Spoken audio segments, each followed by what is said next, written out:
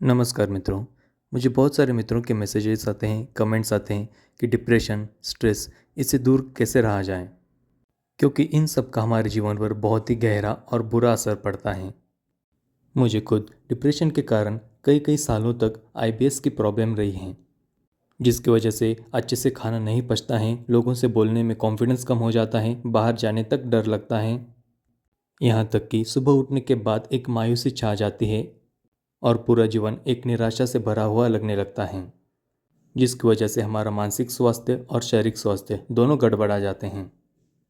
तो आज मैं आपको अपने जीवन के अनुभवों से कुछ बातें बताने वाला हूँ, जिनको अपनाकर आप शारीरिक और मानसिक दोनों रूप से बहुत ही ज़्यादा सशक्त और मजबूत हो सकते हो।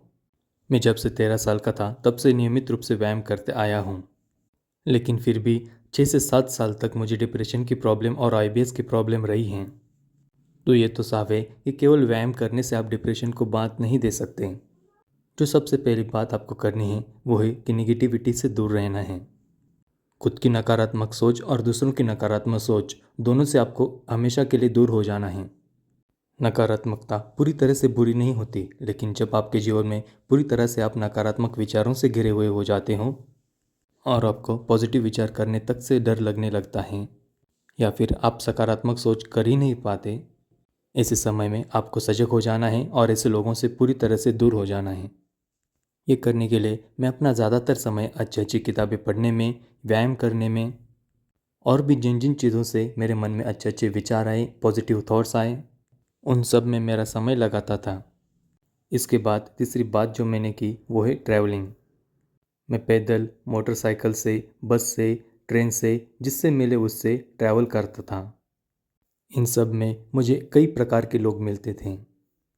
कई बार ऐसे लोग तक मिलते जिनके हाथ पांव, आंखें न होने के बावजूद भी वो अपना जीवन बड़ी ही मेहनत के साथ गुजारते थे।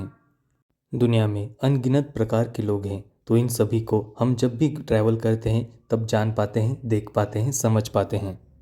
इन सब को देखने के बाद हमारे जीवन को देखने का नज़रिया, सूझबूझ और समझ बहुत ही ज़्यादा बदल जाती है। इसके बाद हमें हमारे जीवन में एक पर्पज़ यानी कि उद्देश्य ढूंढना चाहिए। अगर जीवन में उद्देश्य ना हो तो हमारा जीवन तुरंत ही निरर्थक लगने लगता है। उद्देश्य हमेशा बड़ा और अच्छा होना चाहिए, लेकिन उसी के साथ साथ हमें कुछ तथ्यों को भी मानना ही चाहिए। जैसे मृत्यु एक अटल सत्य है, वैसे हमें यह भी जानना चाहिए कि जीवन में हर चीज़ हमारे मन के मुताबिक नहीं होती। जीवन में हमारे उद्देश्य हमेशा हमारे समाज, हमारे परिवार, हमारे कुटुंब, स्वयं की शारीरिक, मानसिक और आर्थिक स्थिति को देखकर ही बनाने चाहिए। जीवन सबसे कठिन चीज़ है और जीवन में कठिन परिश्रम ही एकमात्र उपाय है जिससे हम यशस्वी हो सकते हैं। ये बात हमारे मन में हमेशा रहनी चाहिए। ऐसे ही जीवन में किसी से भी कोई भी आशा करना छोड़ देना चाहिए। यहाँ तक कि भगवान श्री कृष्ण कहते हैं हमारे कर्मों के फल की भी आशा नहीं करनी चाहिए। हमें हमेशा उत्तम कर्म, दूसरों के साथ अच्छा व्यवहार करना चाहिए, लेकिन उसके बदले में जब भी हम आशा करते हैं तब हमारा जीवन दुख से भर ही जाता है। ये सभी बातें मैंने मेरे जीवन के अनुभवों से बताई हैं। आपके लिए कई बातें अलग उपयोग में आ सकती हैं। हर किसी का जीवन, उद्देश्य और परिस्थिति अलग अलग होती हैं।